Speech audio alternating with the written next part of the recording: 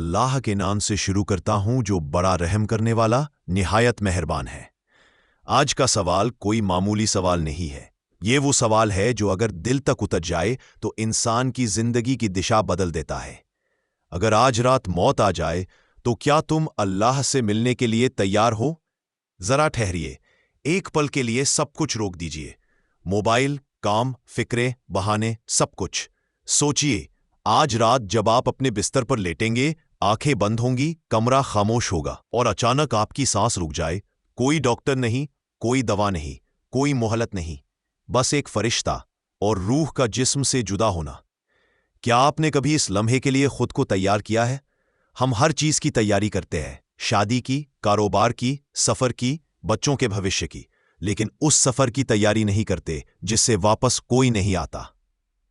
ابھی بہت وقت ہے، ابھی تو زندگی شروع ہوئی ہے، ابھی تو توبہ کر لیں گے۔ مگر موت کبھی عمر نہیں پوچھتی، نہ یہ دیکھتی ہے کہ انسان جوان ہے یا بوڑھا، نہ یہ دیکھتی ہے کہ وہ نیک ہے یا گناہگار۔ موت بس آتی ہے اور سب کچھ ختم ہو جاتا ہے۔ قرآن ہمیں صاف صاف چیتاونی دیتا ہے کہ ہر جان کو موت کا مزہ چکھنا ہے۔ یہ کوئی کہانی نہیں ہے، یہ کوئی ڈرانے والی بات نہیں ہے، یہ اللہ کا اعلان ہے۔ جس دن موت آئے گی اس دن نہ دولت ساتھ جائے گی، نہ شہرت، نہ رشتے، نہ دوست، صرف اعمال، نمازیں یا نمازوں کی کمی، گناہ یا گناہوں سے توبہ، حق ادا کیے یا حق دبائے۔ رسول اللہ نے فرمایا کہ عقلمند وہی ہے جو اپنے نفس کو قابو میں رکھے اور موت کے بعد کے لیے عمل کرے، اور بے وقوف وہ ہے جو اپنی خواہشوں کے پیچھے چلتا رہے اور اللہ سے جھوٹی امید لگائے۔ سوچئے، اگر آج آپ کی قبر کھودی جائے تو کیا آپ اطمینان سے اس میں اتر سکتے ہیں؟ کیا آپ کی نماز گواہی دے گی؟ کیا آپ کا روزہ بولے گا؟ کیا آپ کے آنسو اللہ کے سامنے پیش ہوں گے، یا پھر آپ کی زندگی خود آپ کے خلاف گواہی دے گی؟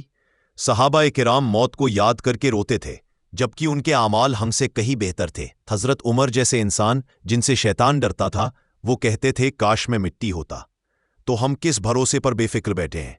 آج کا انسان موت سے نہیں ڈرتا، موت کی بات سے ڈرتا ہے، کیونکہ موت کی بات نماز کی یاد دلاتی ہے، جواب دہی کی یاد دلاتی ہے، اور یہ احساس دلاتی ہے کہ ہم صحیح راستے پر نہیں ہیں۔ اگر یہ باتیں آپ کے دل کو چھو رہی ہیں، اگر کہیں اندر کچھ ہل رہا ہے، تو یقین مانیے یہ اللہ کی طرف سے پکار ہے۔ اور اگر آپ چاہتے ہیں کہ یہ پکار اور دلوں تک پہنچے، تو اس پیغام کو آگے پہنچانے میں ہمارا ساتھ دیجیے۔ چینل کو لائک اور سبسکرائب کرنا صرف ایک بٹن دبانا نہیں ہے، یہ بھلائی کو پھیلانے میں حصہ لینا ہے، کیونکہ کسی کو ہدایت کی طرف بلانا صدقہ جاریہ بن سکتا ہے۔ انشاءاللہ ہم اسی طرح کے اصلاحی اور علم افروز بیان آپ کے لیے لاتے رہیں گے۔ اور آخر میں بس ایک بات، موت سے پہلے خود سے یہ سوال کر لیجئے کہ اگر آج رات میری زندگی کی آخری رات ہو تو کیا میں اللہ سے ملنے کے لیے تیار ہوں؟ اللہ ہمیں موت سے پہلے توبہ اور موت کے وقت آسانیاں اور آخرت میں کامیابی عطا فرمائے۔ پچھلے حصے میں ہم نے خود سے ایک سوال کیا تھا، ایسا سوال جو انسان کو سونے نہیں دیتا، اور اگر ضمیر زندہ ہو تو چین چھین لیتا ہے۔ اگر آج رات موت آ جائے تو کیا میں اللہ سے ملنے کے لیے تیار ہوں؟ اب ذرا آگے چلیے اور اس منزل کی طرف بڑھیے جسے ہم سب بھول چکے ہیں۔ موت کے بعد کیا ہوتا ہے؟ جب آخری سانس نکلتی ہے تو صرف سانس نہیں نکلتی، ایک پوری دنیا چھوٹ جاتی ہے۔ رسول اللہ صلی اللہ علیہ وسلم نے فرمایا کہ موت کے وقت فرشتے انسان کے سامنے آ جاتے ہیں، نیک انسان کے لیے رحمت کے فرشتے اور بدکار کے لیے سختی والے فرشتے۔ سوچئے، جس چہرے کو آپ نے کبھی نہیں دیکھا، جس آواز کو آپ نے کبھی نہیں سنا، آج وہی آپ کی روح لینے آیا ہے۔ اس وقت نہ توبہ کی مہلت ہوتی ہے، نہ ایک سجدہ اور پڑھنے کی اجازت۔ جو کرنا تھا وہ زندگی میں ہی کرنا تھا۔ نیک انسان کی روح جسم سے ایسے نکلتی ہے جیسے پانی کے گھڑے سے پانی بہہ جائے، اور گنہگار کی روح جسم سے ایسے کھینچی جاتی ہے جیسے گیلی اون کو کانٹوں میں پھنسا کر کھینچا جائے۔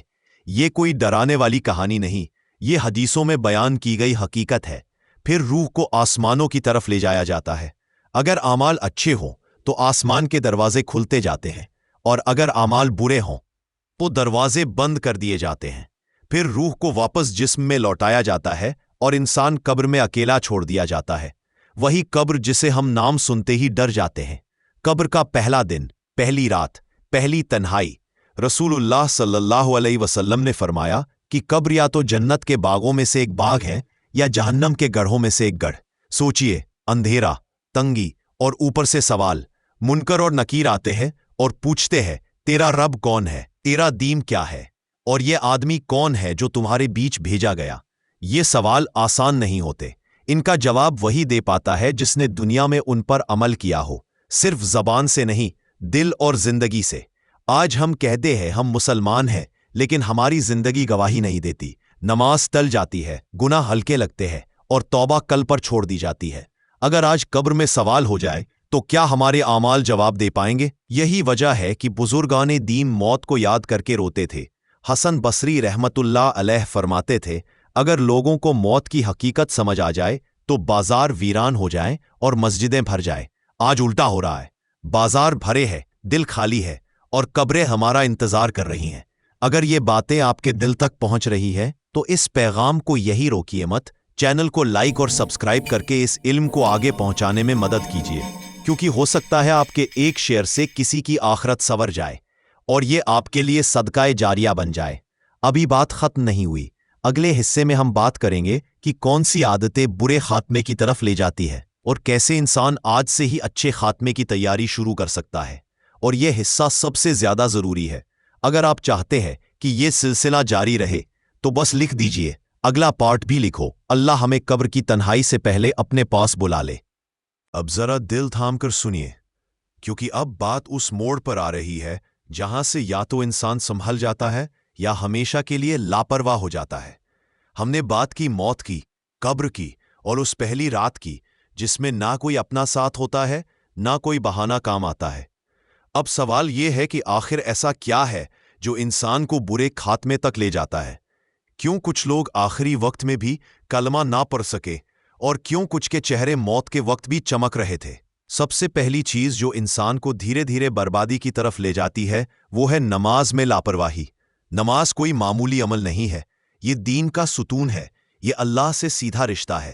جو انسان جان بوجھ کر نماز چھوڑتا ہے وہ اصل میں اللہ سے اپنے رشتے کو کمزور کر رہا ہوتا ہے، اور جب رشتہ کمزور ہو جائے تو آخری وقت میں مضبوطی کہاں سے آئے گی؟ دوسری چیز گناہوں کو چھوٹا سمجھنا، ایک جھوٹ، ایک غلط نظر، ایک حرام رشتہ، ایک ناجائز کمائی۔ ہم کہتے ہیں یہ تو معمولی بات ہے، لیکن یاد رکھیے چھوٹے چھوٹے گناہ مل کر انسان کے دل کو کالا کر دیتے ہیں، اور جب دل کالا ہو جائے تو ہدایت کی روشنی اندر نہیں جاتی۔ تیسری چیز توبہ کو ٹالتے رہنا۔ شیطان یہی کہتا ہے، ابھی کہاں مرے جا رہے ہو، بڑھاپے میں توبہ کر لینا، ابھی تو مزے کر لو۔ مگر شیطان یہ نہیں بتاتا کہ موت کب آئے گی۔ کتنے ہی لوگ جو توبہ کرنا چاہتے تھے لیکن موت نے مہلت نہیں دی۔ رسول اللہ صلی اللہ علیہ وسلم نے فرمایا کہ اللہ تعالیٰ بندے کی توبہ اس وقت تک قبول کرتا ہے جب تک روح حلق تک نہ پہنچ جائے، اس کے بعد نہ پچھتاوا کام آتا ہے نہ آنسو۔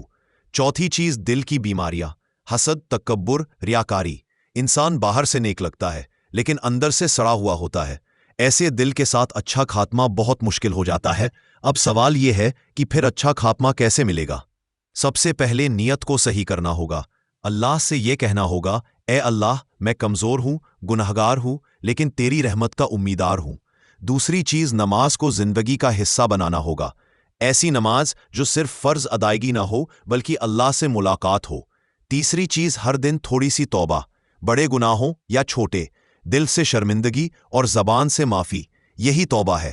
چوتھی چیز موت کو یاد رکھنا۔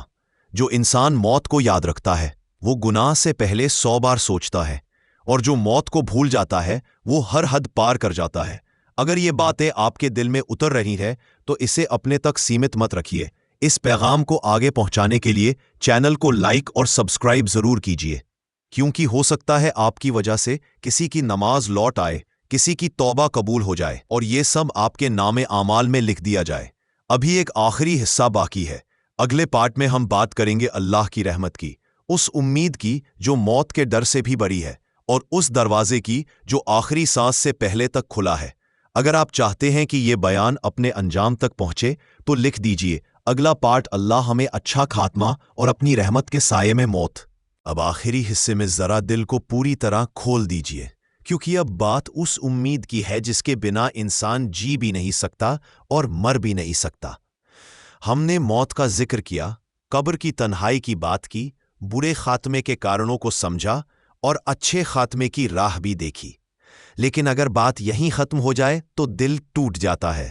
اسلام ڈرانے کا دین نہیں ہے بلکہ جگانے کا دین ہے، اور اللہ صرف انصاف کرنے والا نہیں بلکہ رحمت کرنے والا رب ہے۔ یہی وجہ ہے کہ قرآن میں بار بار اللہ اپنی رحمت کا ذکر کرتا ہے۔ اللہ فرماتا ہے کہ اے میرے بندو جنہوں نے اپنی جانوں پر ظلم کیا ہے، اللہ کی رحمت سے مایوس مت ہو۔ سوچئے، اللہ خود کہہ رہا ہے مایوس مت ہو۔ ہم کون ہوتے ہیں خود کو ہمیشہ کے لیے برباد سمجھنے والے؟ کتنا بڑا گناہ کیوں نہ ہو، اگر توبہ سچی ہو تو اللہ اسے ایسے مٹا دیتا ہے جیسے ہوا ہی نہ ہو۔ رسول اللہ صلی اللہ علیہ وآلہ وسلم نے فرمایا کہ اللہ اپنے بندے کی توبہ پر اتنا خوش ہوتا ہے جتنا ایک انسان ریگستان میں کھوئی ہوئی اپنی سواری اچانک پا جائے۔ ذرا اس خوشی کو محسوس کیجئے۔ جس رب کے لیے ہمارے گناہ بھی اسے خوش ہونے کا موقع دے دیں، وہ رب ہمیں کیوں ٹھکرائے گا؟ لیکن ایک بات یاد رکھیے، رحمت کا مطلب لاپرواہی نہیں ہے۔ اللہ کی رحمت اسی کے لیے ہے جو اس کی طرف لوٹنا چاہتا ہے۔ توبہ صرف الفاظ کا نام نہیں، توبہ دل کے ٹوٹنے کا نام ہے، گناہ چھوڑنے کا پکا ارادہ، پچھتاوے کے آنسو اور آگے نہ لوٹنے کی کوشش۔ اگر انسان بار بار گرتا ہے لیکن ہر بار اٹھ کر اللہ کی طرف دوڑتا ہے تو اللہ اسے کبھی رسوا نہیں کرتا۔ یہی وجہ ہے کہ بزرگان دین آخری سانس تک امید اور ڈر دونوں کے بیچ رہتے کہے گئے۔ نہ اتنا ڈر کی مایوسی آ جائے اور نہ اتنی امید کی گناہ آسان ہو جائے۔ یہی توازن ہے، یہی اسلام کی خوبصورتی ہے۔ اب آخری سوال جو آپ خود سے پوچھئے، اگر آج رات میری زندگی کی آخری رات ہو تو کیا میں اس حالت میں اللہ سے ملنا چاہوں گا؟ اگر جواب ہاں ہے تو الحمدللہ، اس راستے پر قائم رہیے، اور اگر جواب نہیں ہے تو گھبرائیے مت۔ ابھی سانس چل رہی ہے، ابھی دل دھڑکا رہا ہے، ابھی دروازہ کھلا ہے۔ آج ہی ایک سچی توبہ کر لیجئے، آج ہی نماز کی پابندی کا ارادہ کر لیجئے، آج ہی کسی کا دل دکھایا ہے تو معافی مانگ لیجئے، کیونکہ کیا پتہ کل کا سورج ہم دیکھ ہی نہ پائے۔ اگر یہ پورا سلسلہ آپ کے دل کو جگا سکا ہو، اگر کہیں نہ کہیں آپ کو خود سے ملا سکا ہو، تو اس پیغام کو آگے پہنچانے میں ہمارا ساتھ دیجئے۔ چینل کو لائک اور سبسکرائب کرنا کسی مجبوری کا نام نہیں بلکہ بھلائی میں ساجھیداری کا نام ہے، کیونکہ ہو سکتا ہے آپ کے ذریعے کوئی اور بھی جاگ جائے اور یہ سلسلہ آپ کے لیے صدقہ جاریہ بن جائے۔ اور اب آخر میں ایک چھوٹی سی دعا جو آپ بھی آمین کہیے۔ اے اللہ، ہمیں موت سے پہلے سچی توبہ نصیب فرما، ہمیں زندگی میں اپنی یاد سے غافل نہ ہونے دے، ہمیں قبر کی تنہائی سے پہلے اپنی قربت عطا فرما، اور جب ہماری آخری سانس آئے تو ہمارے لبوں پر کلمہ طیبہ ہو۔ اے اللہ، ہمیں اپنے پاس اس حال میں بلانا کہ تو ہم سے راضی ہو اور ہم تجھ سے۔ آمین یا رب العالمین۔ یہی یہ بیان مکمل ہوتا ہے، لیکن اصل کام اب شروع ہوتا ہے۔